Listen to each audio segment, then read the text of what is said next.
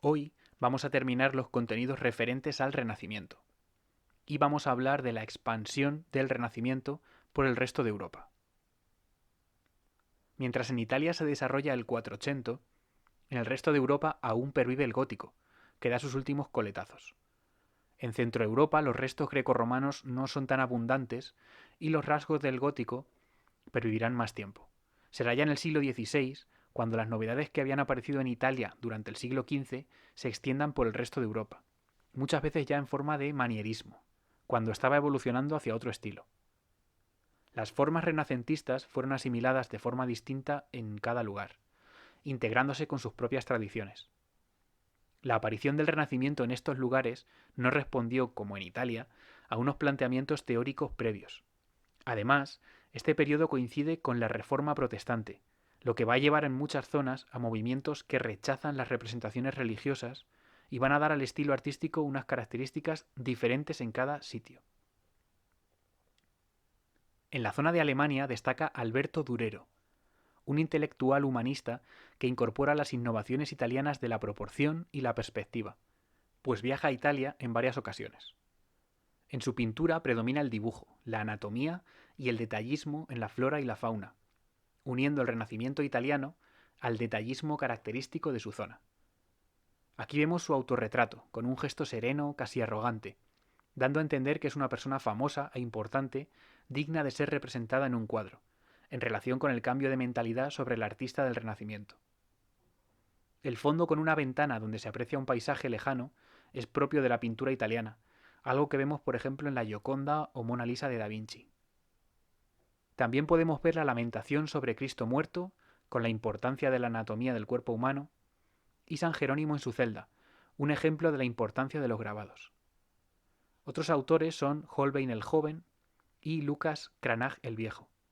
También Archimboldo, con unos originales retratos propios de la exageración manierista, utilizando materiales de forma original y extravagante.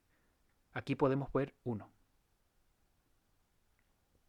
En la zona de los Países Bajos hablamos de la pintura flamenca, de Flandes, que tiene sus propias características distintivas. Son pinturas muy detallistas y realistas, donde no aparecen tanto los temas mitológicos como en Italia, pero tampoco los religiosos. Son temas más costumbristas, con escenas cotidianas, retratos, paisajes, algo que va en relación con la importancia de la burguesía en esta zona. Recordamos que las Provincias Unidas eran una república controlada por una rica burguesía. Destaca el Bosco, a caballo entre final del gótico e inicio del Renacimiento, cuyos cuadros reflejan una inquietud espiritual muy profunda, propia de la época que anunciaba la Reforma.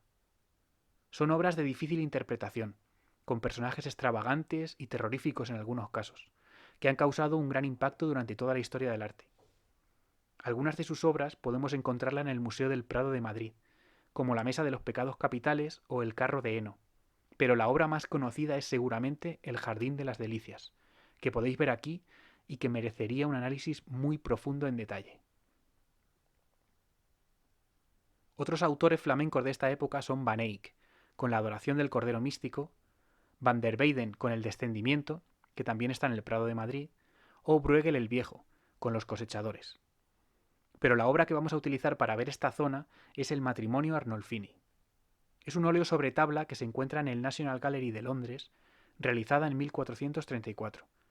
Nos presenta a la pareja en el momento de contraer matrimonio, y la escena se encuentra cargada de elementos que simbolizan los caracteres del matrimonio: fidelidad, fertilidad. La luz procede del ventanal de la izquierda y al fondo vemos un espejo que refleja el contenido de la habitación y que muestra el gran detallismo de la pintura flamenca. Junto a él, el siguiente texto: Johannes de Eyck fuit ik, que significa Jan van Eyck estuvo aquí. Las figuras aparecen con actitud serena, cogidas de la mano. El abultado vientre de ella parece manifestar que está embarazada, aunque esto ha dado pie a múltiples interpretaciones. En Francia destaca la labor humanista del rey Francisco I, que llegó a acoger a artistas italianos como Da Vinci, que llevaron el Renacimiento hasta allí. Destaca su arquitectura con palacios y castillos, y su pintura muestra una clara influencia de los artistas italianos. Pasando ya al Renacimiento español, será tardío por la gran fuerza del gótico, pero tendrá gran influencia italiana por la presencia de reyes peninsulares en tierras italianas. En arquitectura destacamos 3 etapas. El estilo plateresco, que se llama así porque sus elementos decorativos imitaban los que realizaban los plateros en joyería. El estilo clasicista, donde se incorporan los elementos clásicos del Renacimiento.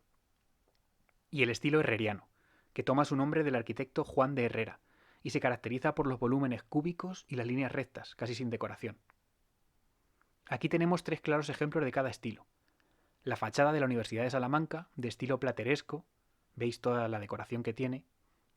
El Palacio de Carlos V en la Alhambra de Granada, de estilo clasicista, con columnas y elementos clásicos. Y el Monasterio del Escorial, de estilo herreriano.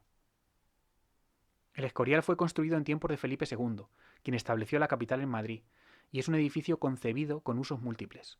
Monasterio, iglesia, palacio residencial, biblioteca y un panteón para albergar a los reyes difuntos.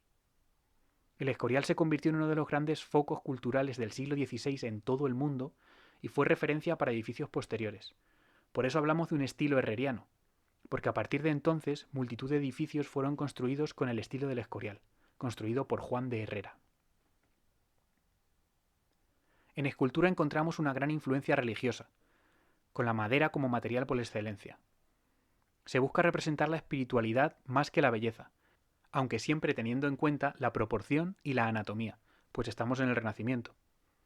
Como principales autores destacamos a Alonso Berruguete, Juan de Juni, Diego de Siloé y Bartolomé Ordóñez. En pintura vamos a apreciar el nuevo lenguaje renacentista claramente, pero siempre desde el predominio de la temática religiosa. En la zona valenciana, la más próxima a Italia, destacará Juan de Juanes. En Castilla, Pedro y Alonso Berruguete y Pedro Machuca serán los artistas principales. Pero el más importante será uno de origen griego que realizó la mayor parte de su obra en la Corona de Castilla, Doménicos Theotokopoulos, más conocido como el Greco. El Greco llegó a Castilla atraído por la necesidad de artistas para la decoración del Escorial, pero su pintura no fue del agrado de Felipe II. El pintor se instaló entonces en Toledo, donde tuvo una gran clientela.